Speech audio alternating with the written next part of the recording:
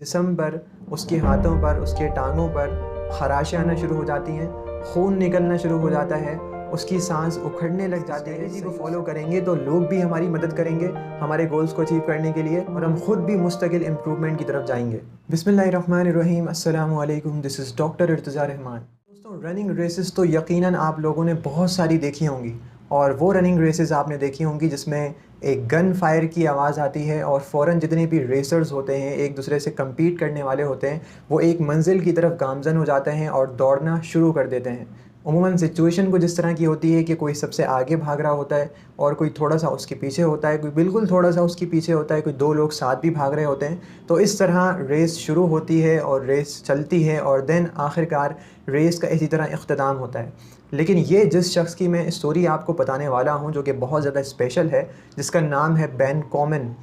इसकी जितनी भी रेसेस थी या इसकी जो रेस थी वो आम रनिंग रेसेस की तरह नहीं होती थी।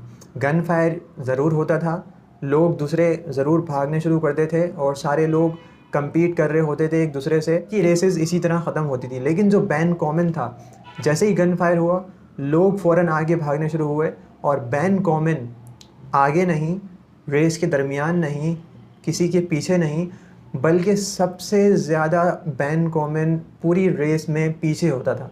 और जैसे ही गन फायर हुआ तो within a second ban common सबसे पीछे भाग रहा होता था।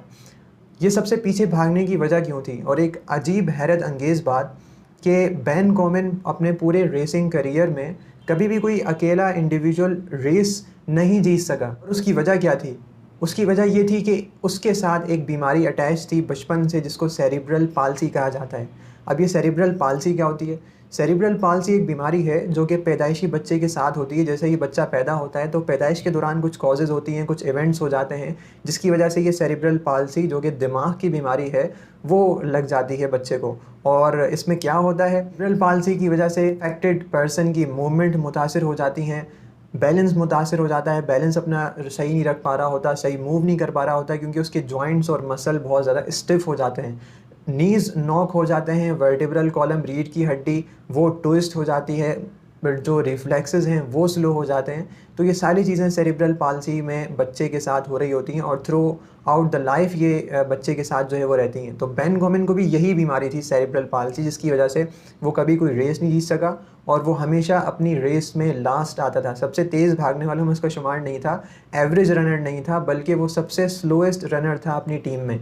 इवन के इस बीमारी की वजह से, बेन गोमेन की परफॉर्मेंस की वजह से, उसके रनिंग डिसेबिलिटी की वजह से कोई भी शुरू में अपनी टीम में इसको लेने के लिए तैयार नहीं था। लेकिन फिर एक खुशकिस्मती से एक कोच आया तो उसने बेन गोमेन को उसका मोटिवेशन देख के, उसका पैशन देख के उसको अपनी टीम में भागने के लिए अलाउ किया।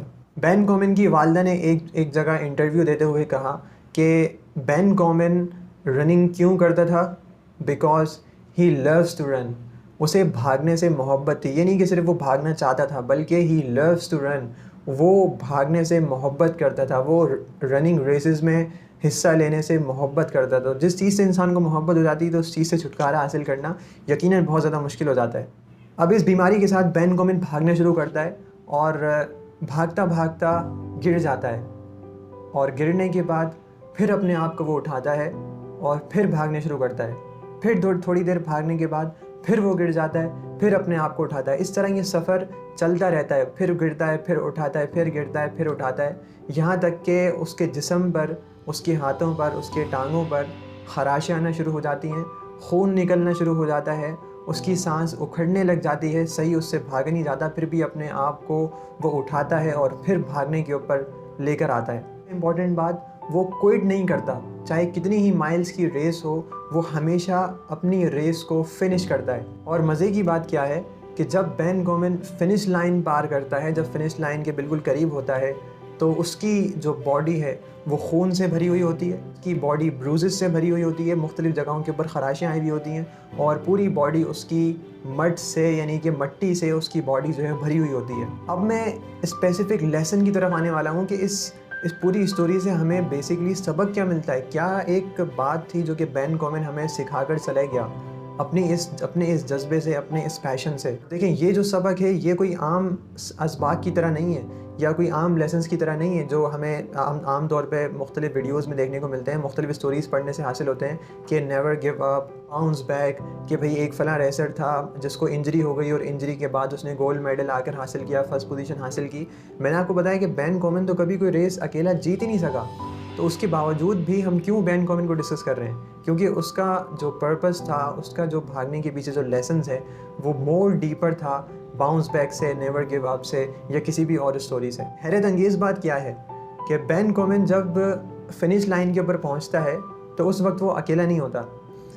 उस वक्त जितने भी लोग रेस में पार्टिसिपेट करते हैं वो सारे अपनी फिनिश लाइन क्रॉस करने के बाद, क्योंकि क्या होता है कि बैन कॉमन जो दूसरे जो रेसर्स हैं वो आम तौर पर 25 मिनट्स के अंदर अपनी रेस को फ़िनिश कर लेते हैं और वही 25 मिनट्स में फ़िनिश हो जाने वाली रेस बैन कॉमन मोर देन 41 मिनट्स में बैन कॉमन फ़िनिश कर पाता है। तो जैसे ही तमाम नॉर्मल जो रेसर्स हैं वो अपनी रेस फ़िनिश करते हैं तो सारे वो बैन कॉमन के पीछे आते हैं और बैन कॉमन के साथ भागना शुरू कर देते हैं और साथ भागते हैं बैन कॉमन के पीछे, बैन कॉमन को चीयर अप करते हैं, बैन कॉमन को मोटिवेट करते हैं और कोई उसके पीछे से शर्ट पकड़ा होता है कहीं ये गिर ना जाए, और जब वो गिर जाता है तो बैन कॉमन को वो दूसरे लोग जो है वो अपने उठा रहे होते हैं, उसको सपोर्ट कर रहे होते हैं।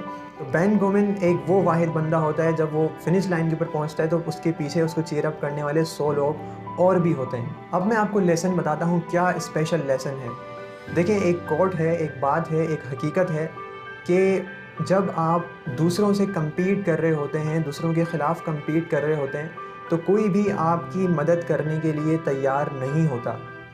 लेकिन जब आप अपने आप को अपना कंपटीशन बना लेते हैं, आप अपने आप से मुकाबला करना शुरू कर देते हैं तो सारे लोग आपकी हेल्प करने के लिए, आपकी मदद करने के लिए, आपके गोल को अचीव करवाने के लिए आपके साथ जुड़ जाते हैं, आपके साथ मिल जाते हैं। बैन कॉमन के साथ हुआ। बैन कॉमन को क्यों लोग इतना सपोर्ट कर रहे थे, क्यों इतना चीयर अप कर रहे थे, क्यों जब वो गिर जाता है तो उसको उठा रहे थे और उसके पीछे भागना क्यों शुरू कर देते हैं? फिनिश लाइन के ऊपर पहुंचता है तो क्यों सारे लोग क्लैपिंग कर रहे होते हैं उसको मोटिवेट करने के लिए?